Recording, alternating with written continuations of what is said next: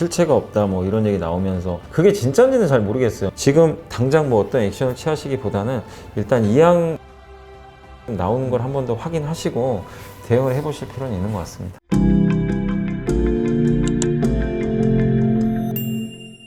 안녕하세요. 위대한 개미의 든든한 동반자 자이언트TV 추동훈 기자입니다. 자, 오늘은 주식시장계에서 최근에 아이돌로 불리며 굉장히 큰 인기를 얻고 계시죠. 염블리라는 별명으로 요즘에 큰 인기를 얻고 계신 염승환 이베스트 투자증권 부장님을 모시고 설 연휴 이후 투자 전략 전반에 대해서 한번 짚어보는 시간을 갖겠습니다. 워낙 동해번쩍 서해번쩍 바쁘셔가지고 모시는 게 굉장히 어려웠습니다. 그래서 이렇게 귀한 자리 해주셔서 너무 감사한데 요즘 엄청 바쁘시죠? 어떻게 지내시나요? 아니 근데 제가 뭐 그 전에도 바쁘긴 바빴는데 요새는 정말 너무 섭외 요청이 많이 와가지고 특히 이제 책을 내고 지난달에 책을 냈거든요. 근데 책이 또 이게 잘 팔리다 보니까 지상파 방송에서도 섭외가 많이 오더라고요. 첫 번째 이야기는 조금 따끈따끈한 이야기로 해보겠습니다. 오늘 아침 뉴스가 좀 크게 나왔죠. 이제 가짜 계약 파문으로 이항홀딩스라는 중국 이제 기업이 주식이 60% 이상 빠지면서 이슈가 되고 있습니다. 공매도 리포트가 나왔는데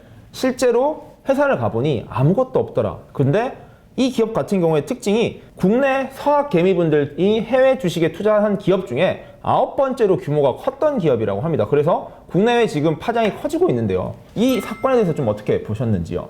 일단 이제 이게 저번에 한번 또 니콜라도 한번 그런 적이 있었잖아요. 뭐 실체가 없다 뭐 이런 얘기 나오면서 근데 또 서학개미 분들이 워낙 또 그 종목도 많이 사셨고 이양도 마찬가지인 것 같은데 사실은 저도 이양은 이제 예전에 뭐 저는 사실은 뭐 해외 주식 전문가가 아니다 보니까 그냥 이제 얼핏 얘기만 들었기 때문에 저도 정확한 뭐 기업 내용은 잘 모르지만 드론으로 되게 유명한 기업이잖아요. 뭐 드론 택시 예전에도 그 이양이라는 회사가 뭐 한국에도 드론 택시를 한번 공개한 적이 있는 걸로 제가 기사 찾아보니까 나와 있던데 그 정도로 이제 드론 택시 사업에 대한 기대감이 높아서 미국 증시에서도 최근에 주가가 엄청나게 올라갔는데 일단 뭐 아까도 제가 잠깐 찾아보니까 뭐 이렇게 어떤 분이 탐방 갔던 그런 사진들을 공개했는데 뭐 아무것도 없더라. 예, 그런데 그게 진짜인지는 잘 모르겠어요. 그러니까 저는 뭐냐면은 공매도 리포트가 뭐 이분들이 그렇다고 뭐 가짜로 썼을 것 같지는 않지만 정확하게 팩트 체크는 해야 된다고 생각합니다. 그러니까 이 공매도 리포트만 보진 마시고 이양이라는 회사에서 조만간 뭔가 또 입장 발표가 있겠죠. 그것까지는 좀 확실하게 체크를 하시고 나서 좀 투자 판단을 하는 게 맞는 것 같고 그리고 어쨌든 중국 기업에 대한 리스크들이 계속 커지고 있잖아요. 예전에도 뭐 루악신 커피인가요? 그 회사도 뭐 제2의 뭐 스타벅스다 뭐 이런 얘기 있었는데 결국에는 안 좋은 결말을 남겼고 뭐 한국에서도 보면은 이 중국 기업들 중에 한국에 상장한 기업들이 대부분 결과들이 안 좋았어요. 근데 이런 또 이양 리스크가 커지게 되면은 더더욱 여러분들이 투자를 하실 때 혹시 그러니까 중국 기업인데 미국이나 한국에 상장한 기업들에 대해서는 철저하게 검증을 하셔야 될 것 같아요. 물론 이제 중국의 뭐 최대 전기차 회사 중에 하나인 니오는 굉장히 또 잘 나가고 있잖아요. 미국 시장에서도. 근데 이게 사실은 뭐 이번에 이양 사건처럼 또 언제 어느 순간에 뭐가 불거질지 모르는 거기 때문에 특히 해외 주식 투자하시는 분들한테 당부드리고 싶은 거는 진짜 어려워요. 왜냐면 한국 기업들은 우리가 뭐 심하면 그냥 안 되면 정 안 되면 회사의 주담한테 전화를 하시든지 그냥 답답하면 찾아가면 돼요. 다 회사들이 있으니까. 근데 이양이라는 회사를 어떻게 찾아갈 거예요, 사실은. 그죠? 우리가 갈 수도 없는 거고. 그러니까 이 해외 주식을 투자하실 때는 여러분들이 정말 잘 아시는 기업에 정말 검증된 기업에 투자하셔야 될 것 같아요. 그러니까 이양에 투자하신 분들이 수익이 많이 나서 기분은 좋아하셨겠지만 어제 하루 만에 70%가 폭락을 해버렸잖아요. 그 정도로 뭔가 잘못된 뉴스들이 나와버리면 정말 엄청난 주가 하락으로 그동안 번 걸 다 날릴 수밖에 없거든요. 그래서 제가 이양이 좋다 나쁘다는 제가 코멘트할 상황은 아닌데 저는 드론 사업에 대해서는 긍정적으로 봐요. 업황 전체는. 왜냐하면 UAM이라고 현대차도 이제 그 도시명 항공 모빌리티 사업을 앞으로 할 거고 테슬라도 날아다니는 자동차 만든다고 했는데 사실은 그게 어떻게 따지고 보면 드론이잖아요. 어떻게 보면. 예. 그러니까 그 산업은 저도 좋게 보는데 개별 기업에 대해서는 여러분들이 좀 더 검증을 하실 필요는 있는 것 같아요. 그래서 지금 당장 뭐 어떤 액션을 취하시기보다는 일단 이양 입장 표명이 좀 나오는 걸 한 번 더 확인하시고 대응을 해보실 필요는 있는 것 같습니다. 네, 이양 뉴스가 오늘 뉴스였다면 이번 주 최대 뉴스는 사실 쿠팡 소식이었죠. 쿠팡이 상장을 추진하게 되면서 이제 적자 기업이라 불렸던 쿠팡이 이렇게 가는 것 과연 괜찮을까? 투자를 어떻게 해야 되냐 등등의 이슈가 많았습니다. 쿠팡의 상장 소식에 대해서는 좀 어떻게 이야기해 주실 게 있으실까요? 그러니까 일단 이제 이 쿠팡이 한국 증시를 선택 안 하고 어쨌든 뉴욕 증시로 곧바로 가서 뭐 여러 논란들은 있긴 있던데 어쨌든 뭐 상장하는 거는 좀 환영할 일인 것 같고요. 뭐 국내 대표 기업이잖아요. 뭐 국적이 뭐 미국이다 이런 또 논란도 있긴 있더라고요. 대주주가 뭐 이런 식으로. 그렇지만 어쨌든 한국에서 점유율을 높여가는 어쨌든 이제 대표 기업이기 때문에 상장한다는 것 자체만으로 상당히 의미가 있습니다. 왜냐하면 우리나라에서만 사업을 하는 회사잖아요. 사실상 그렇게 우리나라 온라인 커머스 시장이 절대적인 그 1등 업체 중에 하나인데 물론 네이버랑은 좀 치열하게 경쟁을 하는데 그 기업을 어쨌든 미국에서 받아준 거거든요. 그 한국 시장 자체를 저는 인정했기 때문에 굉장히 좀 긍정적인 좀 이벤트가 아닌가 이렇게 좀 보여지고 그 적자 기업이라는 또 논란들은 많긴 하지만 사실 아마존도 옛날엔 적자였어요. 다들 아시겠지만 아마존도 적자였고 테슬라도 적자였습니다. 그쵸. 근데 그 기업들이 결국엔 상장하고 나서 뭐 몇백 배가 올랐잖아요. 근데 적자인 게 지금 중요한 게 아니라 앞으로의 방향성인데 다행히 2020년도 실적을 딱 봤는데 쿠팡은 적자가 일단 줄기 시작했고 영업활동 현금이라 그러니까 우리가 사실 순이익은 어느 정도 포장을 할 수 있지만 현금 흐름은 이걸 감출 수는 없는 건데 실제 현금이 중요한데 영업활동 현금 흐름은 어쨌든 흑자가 났더라고요. 그러니까 그 정도로 재무구성이 구조가 조금씩 뭔가 바뀌는 흐름들이 나오고 있어서 한번 몇 년 후에는 우리가 이 쿠팡의 흑자 전환도 충분히 기대해 볼 만한 것 같아요. 그리고 뉴욕 증시에 왜 상장했냐는 얘기들이 좀 많은데 나스닥을 포기하고 나스닥은 상장 폐지 요건도 되게 까다롭지도 않고 굉장히 완화적인 요건을 갖고 있는데 뉴욕 증시는 재무구조 안 좋고 적자 나면 상폐도 시킬 수가 있다고 하더라고요. 근데 굳이 그걸 선택했다는 건 이 쿠팡의 어쨌든 대주주 입장에서는 보여주려는 것 같아요. 우리 회사 몇 년 후에 반드시 흑자 내겠습니다. 왜냐면 이 상태로 몇 년 가다가는 뉴욕 증시에서 퇴출당할 수도 있는 거거든요. 재무구조 안 좋으면. 그러면 거길 택했다는 건 우리는 반드시 흑자를 내겠다는 의지의 어떤 표명인 것 같아요. 그래서 뉴욕 증시를 택한 것도 저는 좀 굉장히 긍정적이지 않나. 일단 이렇게는 좀 보고 있습니다. 네, 알겠습니다. 뭐 쿠팡 이야기 간단히 해봤고요. 자, 작년 같은 경우엔 BBIG라고 불리는 이제 전자, 자동차, 배터리, 바이오 등의 4차 산업 중심의 성장이 굉장히 이루어졌는데요. 자, 올해는 과연 어떤 섹터와 테마들이 이제 주도를 할 것인가? 이거 역시 투자자들이 가장 큰 관심을 모으고 있는 분야입니다. 연 부장님 생각은 좀 어떠신가요? 그러니까 저도 뭐 이런 기업들이 올해도 좋겠죠. 근데 바이오는 잘 모르겠더라고요. 이게 갑자기 뭐 HLB 좀 안 좋은 뉴스도 나오고 그래가지고 정말 어려울 것 같고 바이오는 선택을 잘 하셔야 될 것 같고 일단 전기전자 그중에 뭐 반도체 계속 좋을 것 같고요. 거기다 자동차 중에서 사실 작년에 현대차, 기아차가 월등히 좋았잖아요. 작년에는.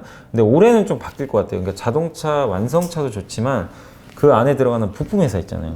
전장 부품이라 그러죠. 이제 전기차 전용 부품을 만드는. 그래서 자동차 쪽에서는 전장 부품 향 기업들을 한번 주목해 보시면 좋을 것 같고, 뭐 배터리야 앞으로 2, 3년은 보장된 사업이니까 계속 좋을 수밖에 없을 것 같고, 그 다음에 이제 올해 뭐 작년에도 좋았지만 친환경 회사들이 되게 많이 올랐잖아요, 주가들이. 근데 요즘 들어와서 태양광이나 풍력은 조금 탄력들이 떨어져요. 왜냐하면 너무 많이 올라서 그런데. 근데 올해 좀 주목하셔야 될 거는 저는 역시 소재 기업. 그러니까 친환경 소재를 만드는 기업들이 있어요. 그러니까 물론 작년에도 좋았던 기업도 있지만 새롭게 급부상하는 기업들이 있는데 그 대표적인 게 일단 수소에 쓰이는 여러 가지 다양한 소재들 만드는 기업들이 있잖아요. 그러니까 대표적으로 탄소섬유 만드는 기업들. 수소를 뭐 어쨌든 보관하려면 이 강력한 용기가 좀 필요하다고 하는데 그런 탄소섬유 회사들도 한번 주목을 해보시면 좋을 것 같고 또 화학회사 중에 암모니아 회사들이 있어요. 뭐냐면은 이 수소는 부피가 너무 커가지고 이거를 용기에 담아가지고 운송하기가 너무 어렵대요.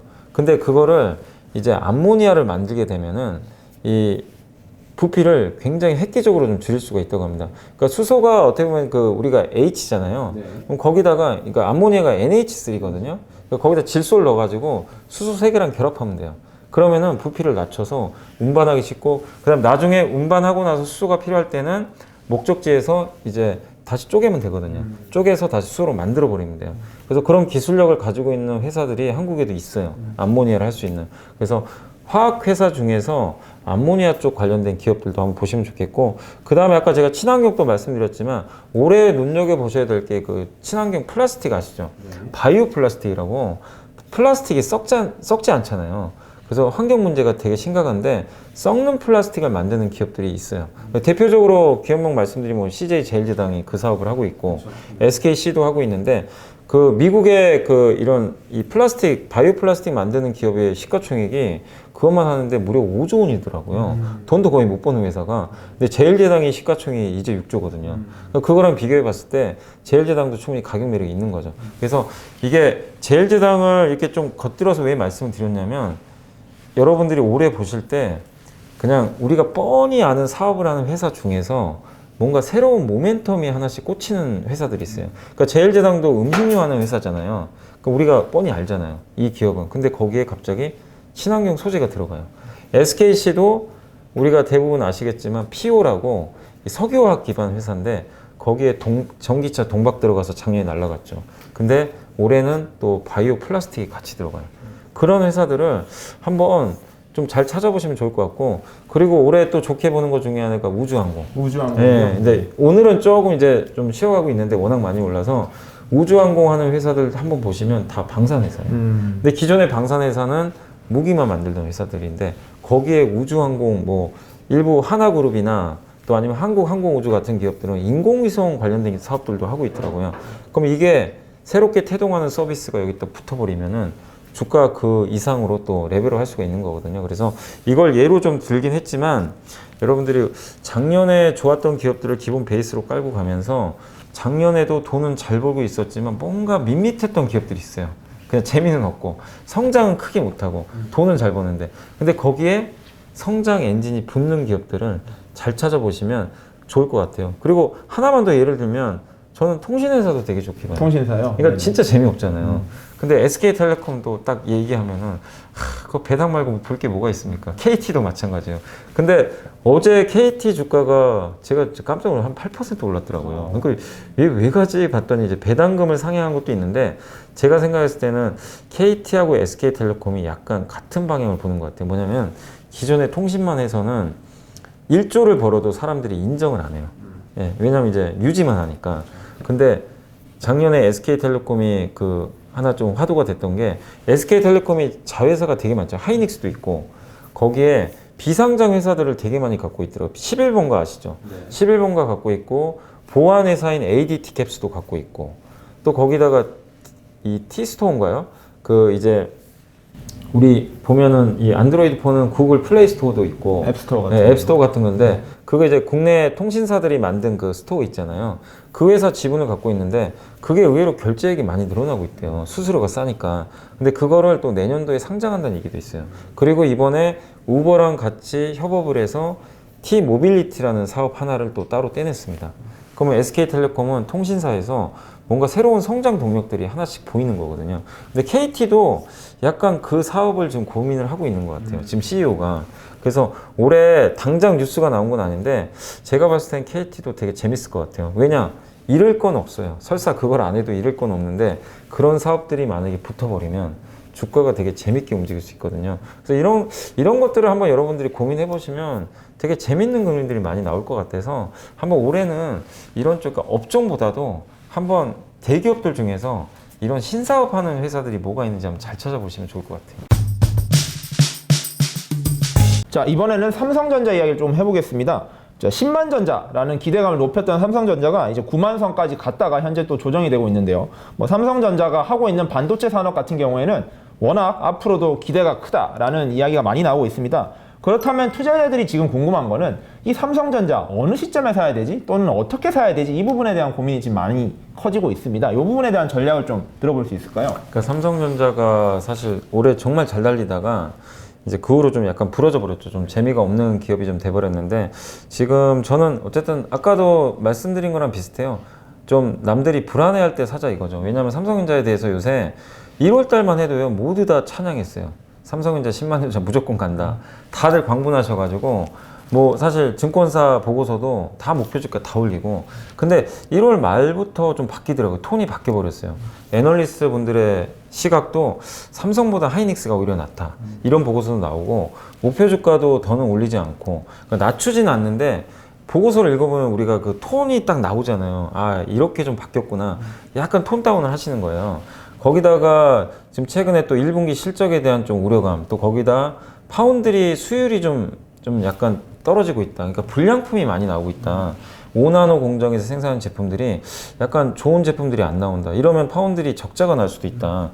이런 얘기들이 자꾸 나오다 보니까 시장 참가자들이 앞으로 분명히 좋아지는 건 알겠는데 당장 눈앞에 있는 1분기가 자꾸 그림이 안 그려지는 것 같아요. 근데 주가는 많이 올라왔고 그래서 좀 불안한 것 같은데 결국 여기서 함의하는 게 뭐냐면은 투자자분들이 삼성전자에 대해서 단기 시각으로 만약에 대응을 하시는 분이라면 당연히 지금은 삼성전자 투자할 이유가 없어요.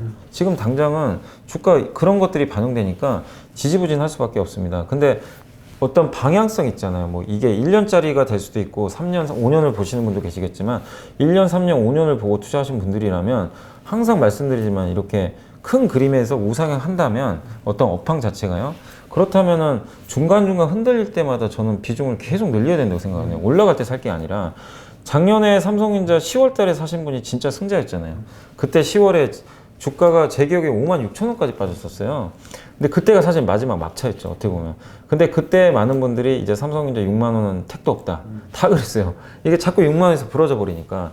근데 그 후로 9만 원까지 갔었고 지금도 마찬가지입니다. 큰 사이클을 생각을 하신다면 반도체 빅사이클이 나올지는 누구도 모르지만 분명히 지금 앞으로의 그림을 봤을 때 비메모리 쪽도 수요 좋고 반도체 공급은 부족하고 오죽하면 바이든 대통령의 행정명령까지 얘기가 나오겠어요. 그리고 앞으로 설비 투자 늘어나고 그 다음 반도체 수요는 늘 수밖에 없는 구조예요. 또 왜냐하면 그 뒤에 자율주행차가 또 뒤따라서 옵니다. 뭐 전기차도 있지만 그래서 이런 것들을 봤을 때 반도체에 대한 수요에 대해서는 여러분들이 걱정하실 필요는 없는 것 같아요. 그렇게 보면 삼성전자 이렇게 좀 흔들리는 8만 원 초반대 구간에선 좀 편안하게 다만 이것만 생각하시면 좋겠어요. 삼성전자 8만 원 초반에 그래 와서 샀는데 일주일 동안 안 가고 2주 동안 안 갈 수도 있잖아요. 근데 그게 답답하시게 느끼시는 분들이 되게 아마 많으실 거예요. 분명히 안 가면. 근데 그런 마인드로는 절대 큰 수익을 낼 수가 없어요. 카카오 기억하시죠? 카카오가 작년에 장이 올라갈 때 그러니까 11월 12월에 그 삼성전자가 랠리 보일 때 카카오가 철저히 왕따 당했어요. 그렇죠. 예. 못 갔죠. 예. 네. 근데 그때 카카오 사신 분들은 또 승자가 됐어요, 지금. 왜 이 말씀을 드리냐면 그때 카카오를 사신 분들은 왜 사셨겠어요? 카카오의 미래를 보고 산 거예요. 당장은 재미가 없어도 카카오는 국내 독점 플랫폼이다. 이걸 믿고 그냥 사신 거예요. 그런 분들은 굉장한 수익을 내셨는데 삼성전자 똑같습니다. 당장 한두 달 가면 그게 뭐 문제 될 거 있네요. 장기 투자하신 분들이. 그래서 단기 투자하신 분들만 조금 보수적으로 보시되 중장기 투자하신 분들은 전 역발상으로 지금부터 빠지는 날마다 좀 어떻게 보면 적립식으로 좀 모아가시는 전략 좀 필요하다. 이렇게 말씀드리고 싶어요. 네, 알겠습니다. 자, 이번에는 자, 포스트 코로나 시대에 또 주목받고 있는 이야기죠. 이제 컨택트주에 대한 이야기입니다. 여행이나 항공 산업 같은 경우에는 현재는 아직도 지지부진하지만 언젠가 반등을 하기 때문에 중장기적으로 투자해볼 가치가 있다. 이런 말씀을 많이 하시거든요. 하지만 투자자들 입장에서는 아직도 불안한 그 투자를 할 수 있을까? 이런 고민을 많이 하고 있습니다. 뭐 서비스 이야기도 아까 하셨던 것도 마찬가지겠죠. 좀 이런 부분은 어떻게 보시는지요? 이게요, 그러니까 저는 얼마 전만 해도 컨택트형 기업들도 계속 좀 강조를 많이 드렸어요. 저도 사실 잘 안 보다가 분명히 누가 상식적으로 생각해봐도 앞으로 물가는 올라갈 것 같고 당연히 코로나 리스크는 이제 탈출하면 이 작년에 피해를 봤던 기업들이 좋아지는 건 명확하잖아요. 주가는 미래 가치를 선반영하니까 그렇게 보면 상당히 가격까지 싼 구간이었기 때문에 좋게 봤는데 요즘에 근데 이런 논리들이 다 이미 알려져 가지고 지금 또 주가가 약간 부담스러운 종목들, 예, 여행주도 엄청 올랐어요. 여행주 보시면 코로나19 전보다 더 올라간 기업들이 많아요. 항공주도 마찬가지고. 그러니까 마치 이 기업들 주가를 보면 이제 코로나가 끝난 것 같아요, 사실은. 그러니까 그 정도로 가격 부담이 좀 생겼기 때문에 저는 컨택트형 기업에 투자하는 것도 당연히 좋다고는 생각해요. 다만 그 안에서 주가의 레벨을 보시고 투자를 하는 게 전 맞다고 생각합니다. 그리고 아까 제가 삼성전자 말씀드렸고 지금 이제 이 컨택트를 말씀드리겠지만 여기서 여러분들이 투자하신 분들이 이 기준은 명확히 잡아주세요. 왜냐하면 삼성전자를 장기 투자하신 분들은 삼성전자의 성장성을 보고 투자하시잖아요. 근데 삼성전자 성장하니까 사는 거잖아요. 저도 마찬가지예요. 삼성전자는 앞으로 장기 성장을 보고 계속 좋다고 말씀드리는 거예요. 그러면 이런 기업들은 사가지고 10에서 20% 수익을 노리는 게 아니라 꾸준히 들고 가는 거죠. 이 어떤 사이클이 끝날 때까지는. 근데 컨택트는 아니에요. 컨택트 기업들, 여행주, 의류주, 뭐 아니면 정유주, 아니면 은행주, 이런 기업들을 한번 여러분이 해보세요. 성장하는 산업인지 제가 한번 묻고 싶어요. 그러니까 여행주를 사시는 분들 입장에서 여행주가 옛날에 그 욜로 뭐 얘기 나와가지고 엄청 올라간 적 있잖아요. 지금은 그런 시대가 아니잖아요. 구조적으로는 성장을 못해요. 그 왜 이 말씀을 드리냐면 여행주가 코로나 리스크를 탈출해서 좋아질 수 있다 하더라도 저는 일시적으로 볼 수밖에 없는 게 지금은 패키지 여행을 또 안 가세요. 이 코로나19 이전부터 혼자 여행 가신 분들이 그렇게 많으시더라고요. 근데 그분들은 유튜브 검색해서 자기가 다 스토리를 짜요. 이 여행 계획들을. 그러면 여행사에 기댈 이유가 없어요. 여행사에 기대는 건 이제 티켓 같은 거, 이 뭐죠? 항공사 티켓. 그 정도지 뭐 패키지 여행은 거의 안 가시더라고요. 그러니까 이런 구조적인 변화를 봤을 때 여행사도 그동안 안 좋았던 거 회복되는 단계지 그 이상의 성장은 보이지 않고요. 정유주도 마찬가지잖아요. 정유주 어차피 이제 향후에 그린 시대로 가면 사양 산업이잖아요. 그죠? 그리고 우리가 자동차 부품에서도 엔진 만드는 기업들 아니면 은행도 돈은 잘 버는데 결국에 성장은 안 보여요. 그래서 이 말씀을 왜 드리냐면 명확하게 기준을 잡아야 되는 게 이런 기업을 투자하셨는데 내가 20-30% 수익이 만약에 났어요. 싸게 사가지고. 근데 이거를 2배 먹으려고 하시는 분들이 있어요. 그건 아니라는 거예요. 그래서 성장 기업은 2배, 3배, 뭐 10배도 갈 수 있지만 이런 기업들은 저는 20-30% 정도면 만족하셨으면 좋겠어요. 여기서 더 욕심내다가 다시 원위치 되는 경우가 정말 비일비재해요. 왜냐하면 펀더멘탈이 성장을 못하기 때문에 이렇게 회복됐다가 그러니까 이 기업들을 투자하는 포인트는 주가가 싸서 회복을 노리고 하는 건데 주가 올라가면 싼 메리트가 없어져요. 그럼 투자의 매력이 없어지거든요. 그럼 다시 내려와요. 그럼 다시 내려오면 또 싸지니까 그때 매력이 생기는데 내가 안 팔았으면 그냥 결국 도로함이 타불이 되는 거잖아요. 그래서 이런 기업들을 투자하실 때는 좀 목표 수익률을 좀 짧게만 잡고 하셨으면 좋을 것 같고 그리고 이런 컨택트주들 중에서 아직도 좀 대부분 좀 너무 많이 올라가가지고 사실 사기가 좀 버겁긴 한데 제가 찾아보니까 화장품 회사들은 근데 많이 못 올랐더라고요. 그래서 이 안에서 컨택트형 기업들 중에서는 일단 저는 화장품 쪽은 한번 투자해볼 만하다. 그리고 왜냐면 시진핑 주석이 올해 또 방한할 수도 있는 거거든요. 그래서 그런 모멘텀까지 있으니까 그쪽은 한번 노려보시면 좋을 것 같습니다.